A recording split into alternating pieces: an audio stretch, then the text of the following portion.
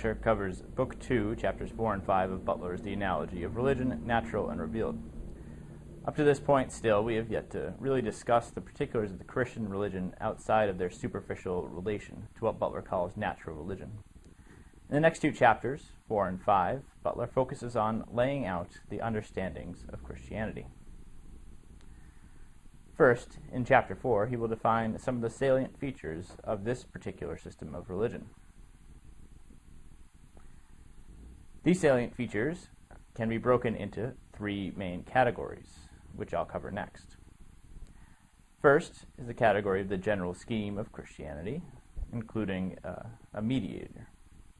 Second are those miracles and laws, and the relation between miracles and laws. Third, and finally, the idea that God has a plan.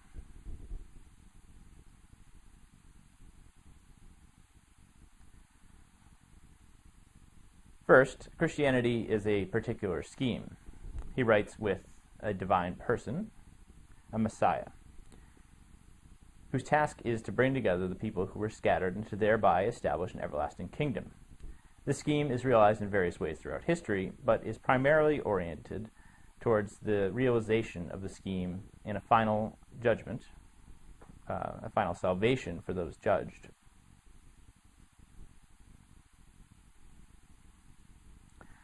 This particular scheme is dependent on a mediator, who, though in the form of God, did not regard equality with God as something to be held on to, but humbled himself and took on the human form, eventually dying on a cross.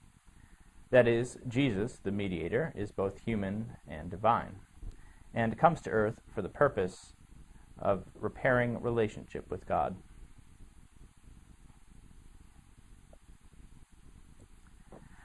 This figure likewise exercises an invisible government over the world, over the church as well, and serving as its head. He will also return eventually to the world in order to provide a final judgment, as mentioned above, which leads to a final salvation. Butler will next deal with some of the objections, particularly those related to miracles and laws. In Roman numeral 2, he will defend Christianity against its apparent foolishness, saying that the methods used by Christians, though they often appear foolish, have clearly worked. This, combined with our general ignorance, helps to answer some of the complaints against Christianity.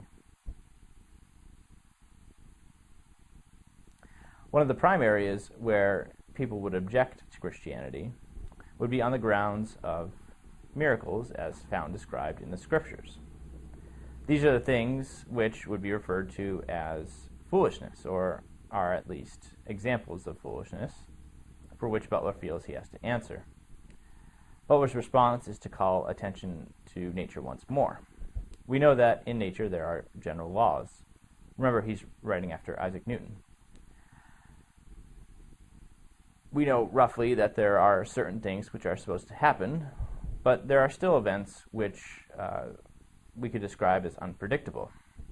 For example, the general law would indicate that a volcano makes perfect sense given the material realities of existence. But when a volcano will erupt, and in what way, these questions are beyond the general laws. They are, in fact, unexpected. Miracles, therefore, like Christ healing a blind man or raising someone from the dead, proceed from general laws of wisdom, says Butler, and do not violate these laws simply because they are surprising.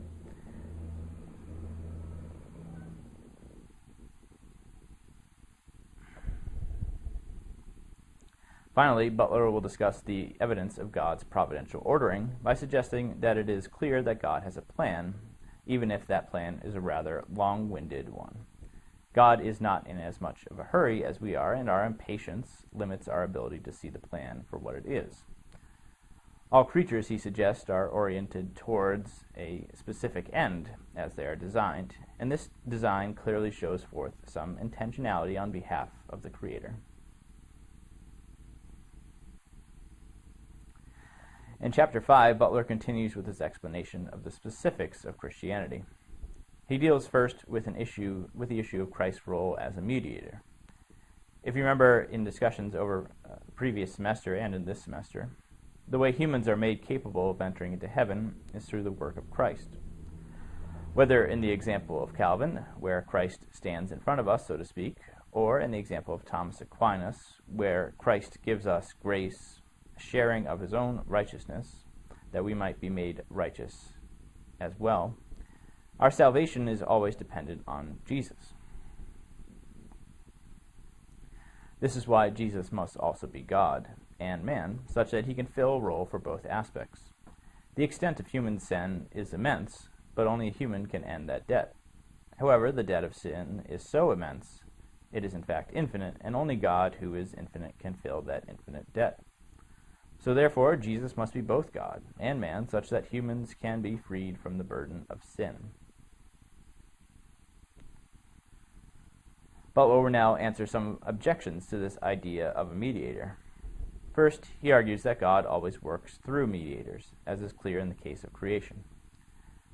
Events in nature do not happen because of God's direct hand in things.